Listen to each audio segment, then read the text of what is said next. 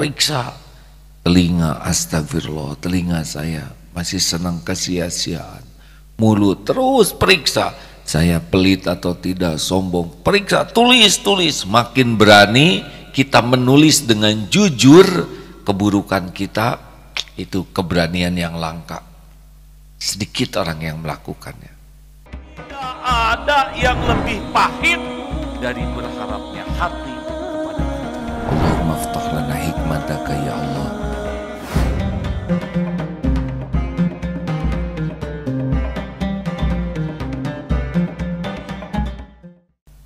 Allahumma sholli ala Sayyidina Muhammad wa ala alihi wa ashabihi ajma'in. Hadirin sekalian, kita senantiasa memohon kepada Allah, ihdinas siratal mustaqim. Ini permohonan yang serius. Kita minta agar ditunjuki jalan yang lurus, siratal ladzina an'amta 'alaihim ghairil maghdubi 'alaihim waladdallin. Minta ditunjuki jalan yang lurus, jalan orang-orang yang Kau beri nikmat kepadanya, bukan jalan orang yang dimurkai dan yang sesat. Setiap kali kita sholat, walaupun sholat kita kurang khusyuk, pasti Allah tahu.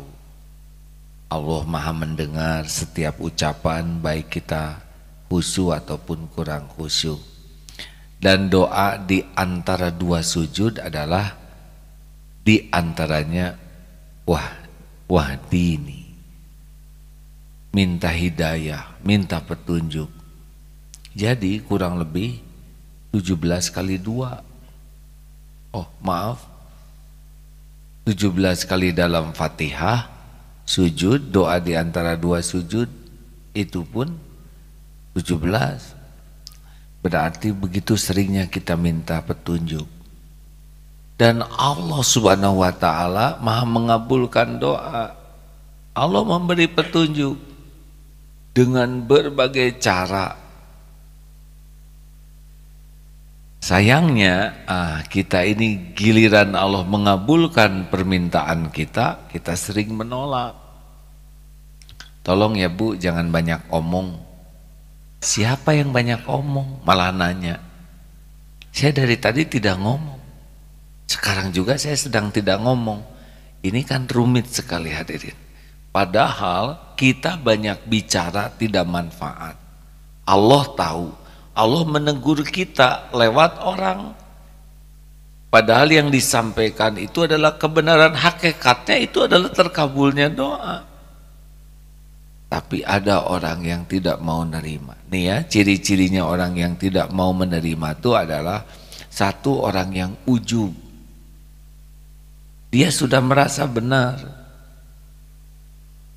Dua, orang yang sombong. Orang yang sombong, batarul haq wa ghamtun nas, mendustakan kebenaran dan menganggap remeh orang lain. Orang sombong diberitahu tidak suka karena dia sudah merasa dirinya lah kebenaran. Makanya orang-orang yang sombong sholatnya juga tidak efektif karena dia tidak merasa memerlukan kebenaran dari yang lain. Orang-orang sombong tuh kalau diberi masukan pasti akan sibuk membela diri, mencari 1001 alasan, kemudian dia sibuk menyalahkan orang lain. Dan akan merasa kalaupun terjadi sesuatu dia merasa dirinya hanyalah korban.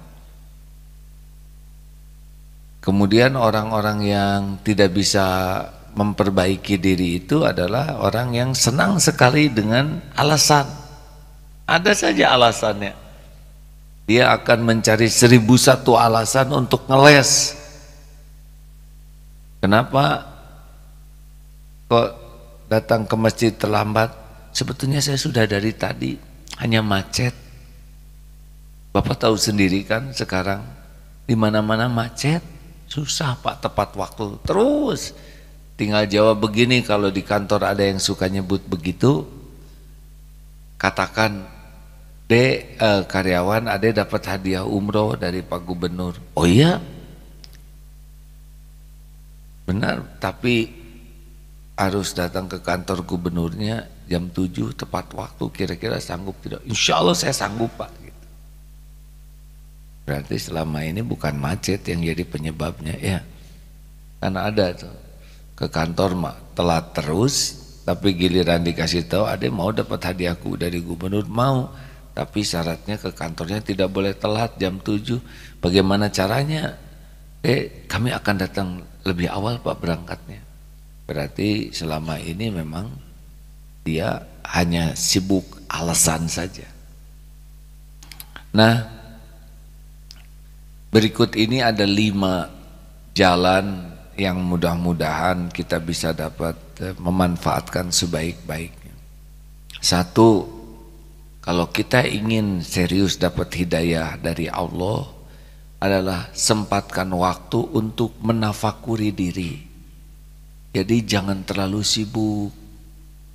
Kalau terlalu sibuk tidak ada jeda, tidak akan bisa menemukan siapa diri kita. Harus ada jeda. Sebetulnya sholat yang 5 waktu ini adalah bagian juga dari tafakur.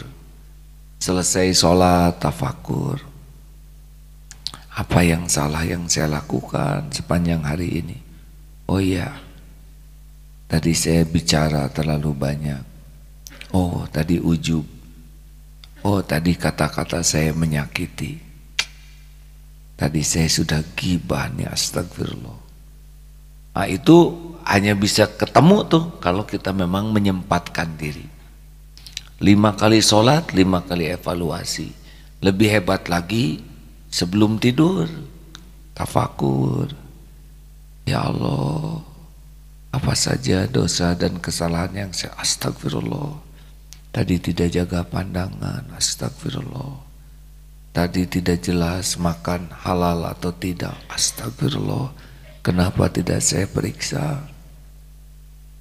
Lebih hebat lagi, sepertiga malam terakhir selesai tahajud, jangan diselesaikan waktu tahajud itu, jangan semuanya dipakai sholat, gunakan juga untuk tafakur. Buka lembaran-lembaran dosa dan kesalahan, karena waktu hening malam itu tidak banyak gangguan.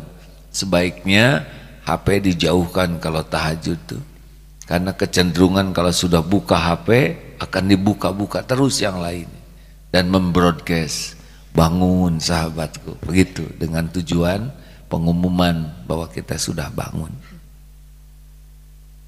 Kalau tidak hati-hati malah jadi ria. Tidak harus setiap orang lain tahu kita sedang tahajud. Tafakuri diri. Boleh juga pakai kertas. Kertas, tulis di sana keburukan-keburukanku, di absen dari kepala. Ya Allah, pikiran sia-sia, banyak memikirkan dunia, pikiran jarang ingat ke Allah, turun ke mata, masih sering zina mata, astagfirullah, astagfirullah. Lihat ini, astagfirullah, lihat iklan TV, lihat di kelas, kalau saudara pengajar, astagfirullah, zina mata, lihat siapa. Kalau saudara di toko, astagfirullah, mata lihat pembeli. Periksa telinga, astagfirullah, telinga saya masih senang kesia-siaan. Mulut terus periksa, saya pelit atau tidak, sombong, periksa, tulis. Makin berani kita menulis dengan jujur keburukan kita, itu keberanian yang langka. Sedikit orang yang melakukannya. Sombongkah saya? Pelitkah saya? Pendengki tidak? Ujub tidak? Karena kita ini sering menikmati pujian orang karena kita tidak jujur melihat diri kita. Kalau kita sudah jujur melihat diri kita, pujian orang tidak ada yang cocok. Kenapa kita sakit hati ketika ada orang yang mengkoreksi dan menghina? Karena kita tidak jujur. Kalau kita sudah punya catatan tentang keburukan yang kita ketahui, ketika kita dihina orang, kita akan tahu penghinaan itu cetek, kecil dibanding dengan kehinaan kita yang sebenarnya. Benar kan? Makanya orang-orang yang gampang sakit hati karena biasanya tidak jujur melihat diri. Kalau kita sudah berusaha jujur untuk mengetahui siapa diri kita, penghinaan orang tidak akan melukai hati kita, pujian orang tidak akan membuat kita bangga diri.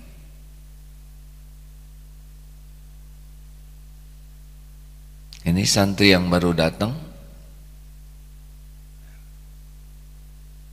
Terima kasih sudah terlambat 15 menit ya.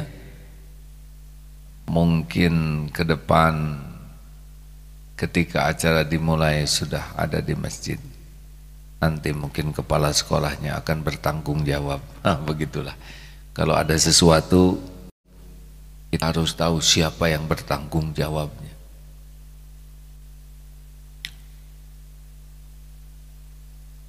Tadi sampai di mana? Keberanian untuk menulis itu bisa datang petunjuk Allah di sana. Kalau kita tidak pernah berani menulis tentang siapa diri kita, keburukan kita, kita nanti akan tertipu oleh pujian orang.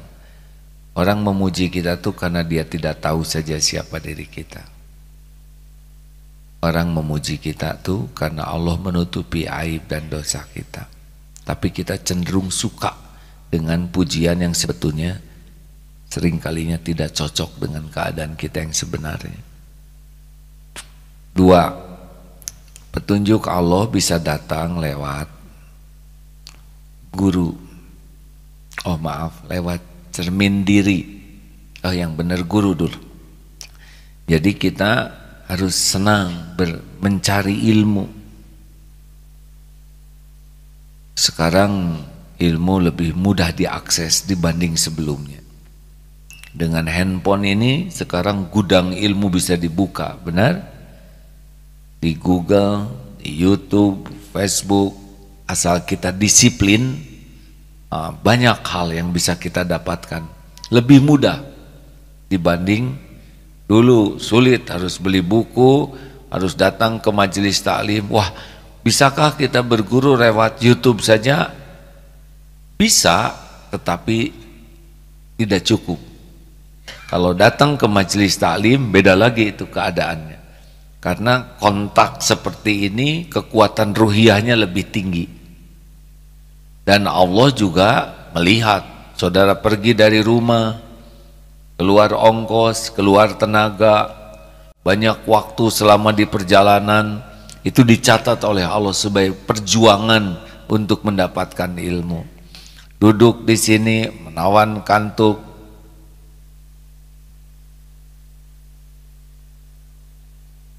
Kalau gitu, maaf yang baru datang di sana saja ya. Terima kasih, tolong beritahu ke panitia akhwatnya ya.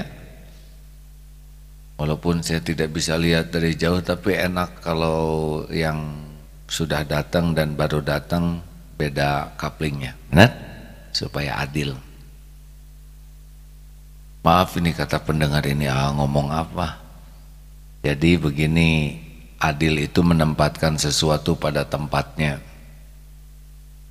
Kalau sedang acara ngumpul di pesantren ini, misalkan 7:30 dimulai dan telat dari 7:30 berdiri. Oh, kenapa itu berdiri? Karena datangnya telat, tidak boleh disamakan dengan yang sudah menunggu dengan yang baru datang. Benar? Kalau ini aturannya kepada santri ya. Yang terlambat harus mendapatkan bagian dari keterlambatannya, yang tepat waktu harus kita hargai dari ketepatannya. Lanjutkan. 2. Yang kedua yaitu harus sering datang kepada orang yang berilmu. Karena Allah menitipkan banyak petunjuknya lewat orang yang berilmu. Seperti kita datang ke dokter.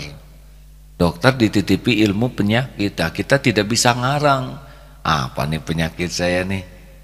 Kelihatannya ini ada pel, lumayan ada bekas-bekas, makan aja. Tidak bisa, harus tanya dulu ke dokter, ke yang ahlinya, barulah kita tahu manfaat dan mudarat dari obat tersebut.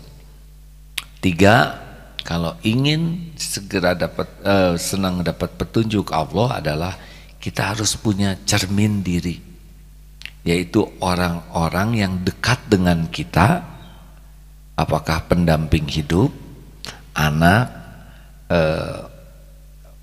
mungkin ada khodimat yang bantu-bantu, asisten keluarga, atau supir kalau memang ada, atau siapalah teman-teman dekat yang bisa berani apa adanya.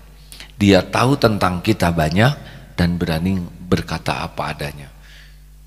Penting sekali bagi kita punya kawan, punya teman, punya pendamping yang berani mengatakan kita apa adanya. Bukan pujian yang kita perlukan. Yang kita perlukan adalah orang yang bisa menunjukkan apa yang harus kita perbaiki. Jadi kalau ada orang yang mengoreksi teman, itu jauh lebih bagus daripada teman yang hanya bisa memuji.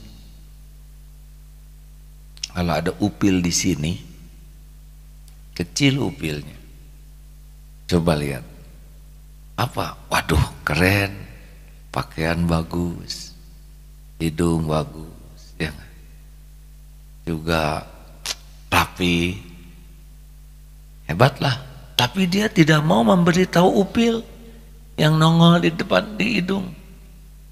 Jadi kita akan membawa upil ini kemana-mana.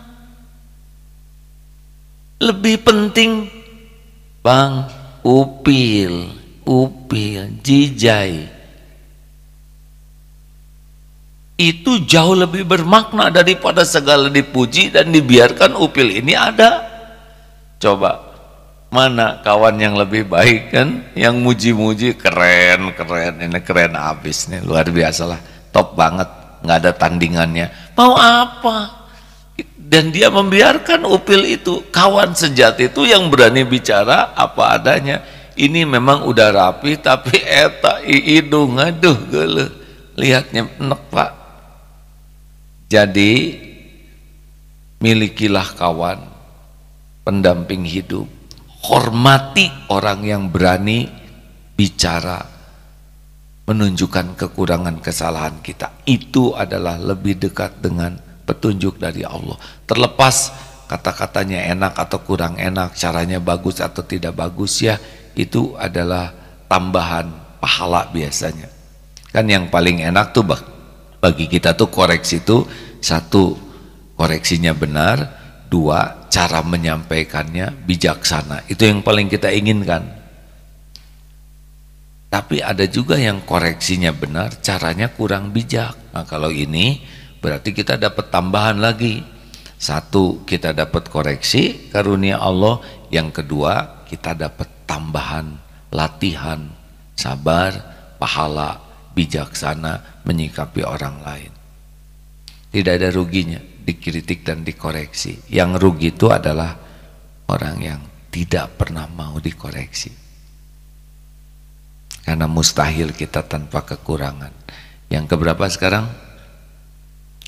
Yang keempat, nah, gunakan orang-orang yang tidak menyukai kita, karena di dunia ini tidak akan semua orang suka ke kita.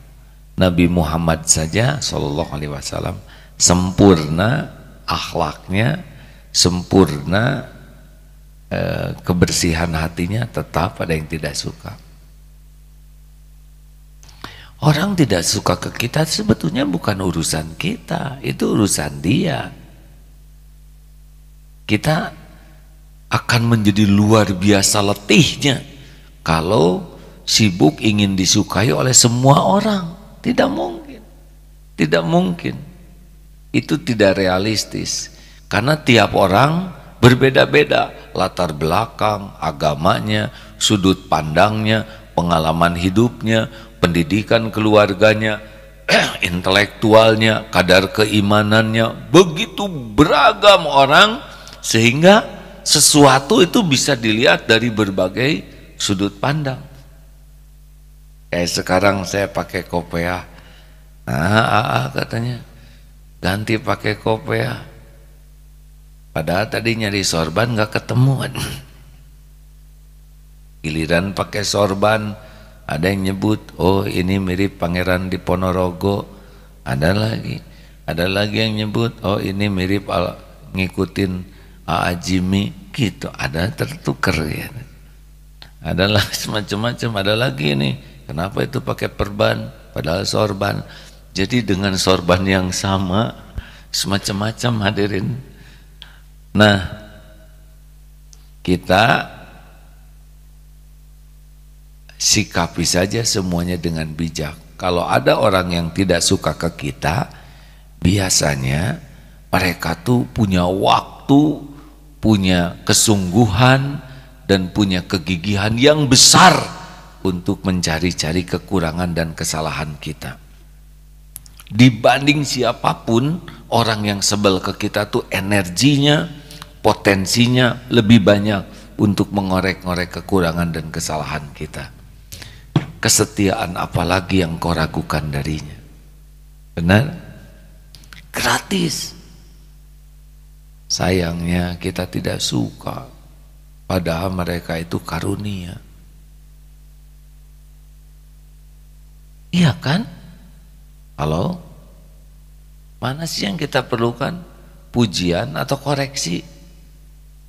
Teori ya. Teori mah gampang, termasuk ceramah ini juga gampang, tinggal bunyi. Giliran selesai ceramah, tolong dong lengkapi dengan dalil. Itu juga dalil semuanya biasa ya. Selalu ada 1001 alasan untuk menjawab. Jadi kalau ada orang yang sebel ke kita, ini bisa kita gunakan sebagai bagian dari karunia. Satu ya, kalau ada orang yang sikapnya kurang baik ke kita, masih ingat pelajaran yang lalu? Kalau orang bersikap kurang baik ke kita, satu pelajaran supaya kita tidak melakukan keburukan yang sama. Jadi kalau ada orang perilakunya kurang baik ke kita, Allah memberikan ilmu bahwa saya tidak boleh melakukan keburukan yang sama. Dia tidak tepat janji, saya sekarang dapat ilmu bahwa saya tidak boleh tidak tepat janji. Dia ngomongnya nggak enak, membuat kita malu, saya dapat ilmu bahwa saya tidak boleh mempermalukan orang lain. Dia pelit, kedekut, buntut kasir kepada kita, pelajaran saya tidak boleh kopet. Iya kan? Dia di depan kita kentut, pelajaran saya tidak boleh kentut sembarang tempat gitu. Harusnya ya, tapi kadang-kadang balas dendam ya. Ada orang yang berbuat kurang baik, itu satu, jadi ladang ilmu. Yang kedua, ladang riado. Ladang riado, latihan kita bisa bersabar. Iya, kalau nggak ada lawannya, seperti petinju itu kan akan lebih terlatih kalau ada sparring partner. Kalau tidak ada lawan, kita kurang terlatih. Nah, kesabaran kita tuh akan terlatih kalau ada yang menyakiti.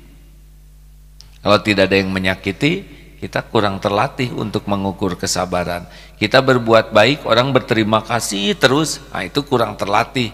Nanti akan terlatih itu kalau kita berbuat baik dan orang tidak berterima kasih. Oh, latihan. Kita berbuat baik, ternyata kebaikan kita diremehkan, latihan lagi. Kita dapat pelajaran, kita juga dapat sarana latihan. Apalagi dapat sarana evaluasi diri. Kalau ada orang berbuat jelek tuh ke kita, kenapa ini Allah takdirkan saya mendapat perilaku seperti ini, disakiti? Jangan-jangan ini buah dari kezoliman saya, nyakiti orang. Ladang ilmu, ladang riadoh, ladang evaluasi diri. Oh iya, saya pernah menyakiti orang, sekarang kembali ke saya nih perbuatan ini, astagfirullah. Jadi tobat tuh, gara-gara ada orang yang berbuat tidak baik. Pertama kita dapat ilmu, kita dapat sarana berlatih, yang ketiga kita dapat sarana evaluasi diri, dan yang keempat dengan adanya orang yang berbuat kurang baik ke kita, ladang amal bagi kita, idfa billati hiya ahsan.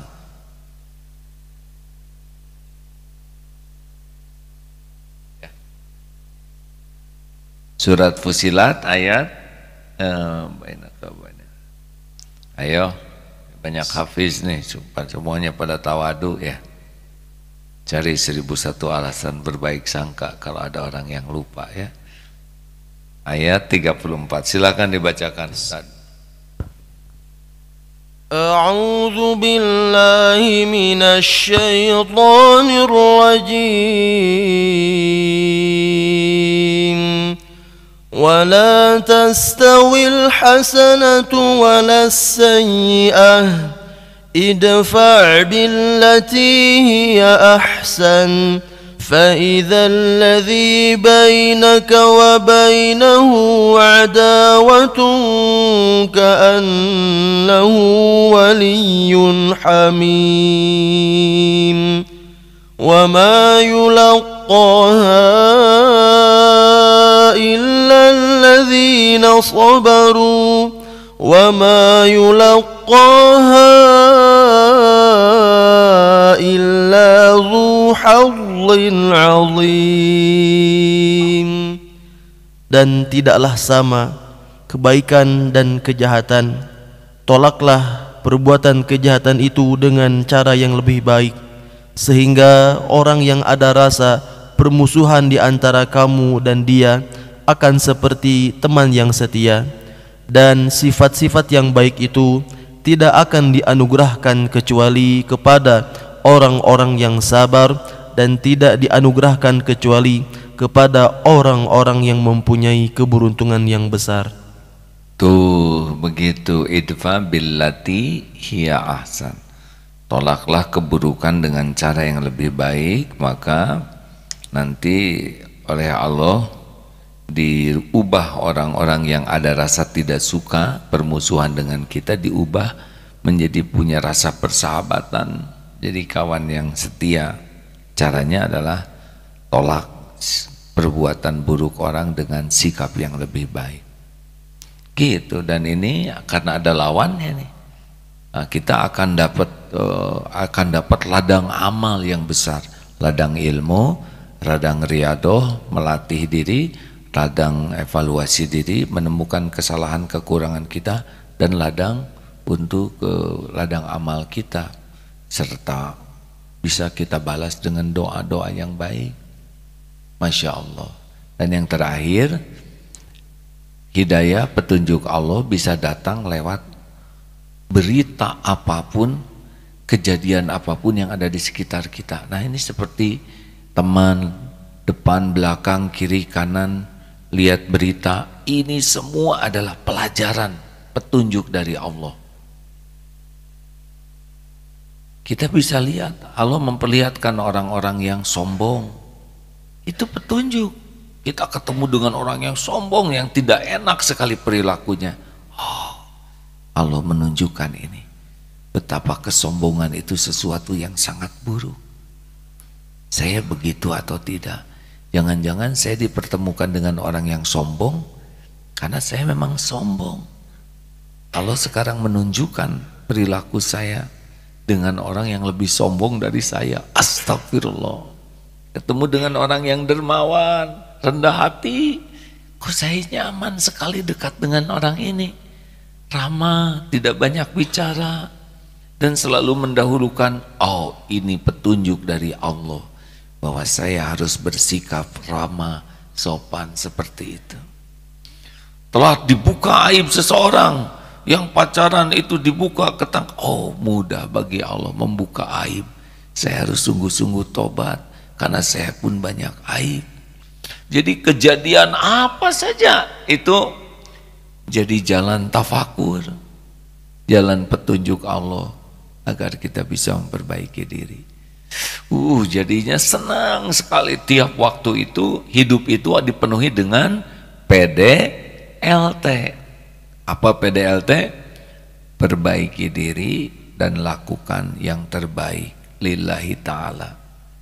Tidak ada yang membahayakan kita selain keburukan, kekurangan, dosa kita yang tidak mau kita akui dan tidak kita perbaiki.